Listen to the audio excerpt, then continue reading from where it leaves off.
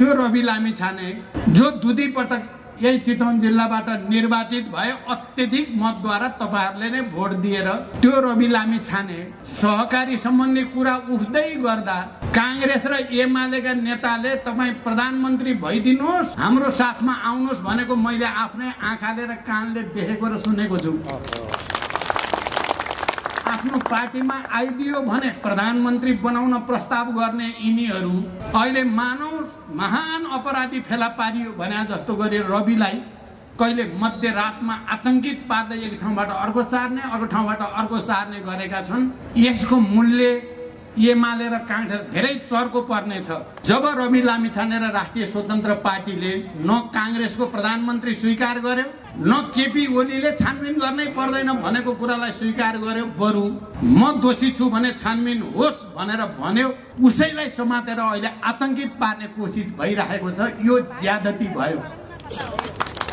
मैले रविको बारेमा केही छ भने मलाई भन्नुहोस् भनेर मैले तीनटै प्रहरीका प्रमुखहरूसँग सोधेको छु।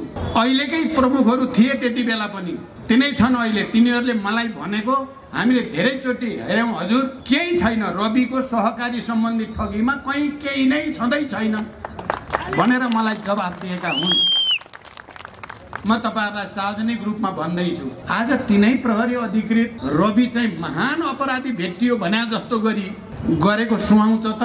सरकारको नेतृत्व गर्ने पार्टीहरू नै सबभन्दा बढी सहकारी ठग तिनै पार्टीसँग सम्बन्धित मान्छे भएको कुरा पनि अब कसैको अगाडि छिपेको छैन।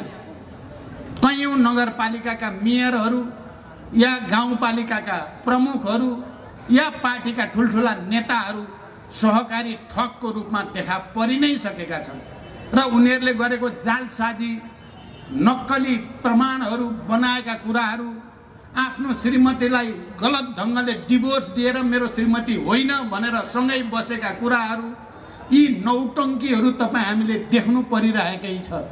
तिनै नाटकबाजहरूलाई बचाउनेमा नै यो सरकार अगाडि बढेको छ।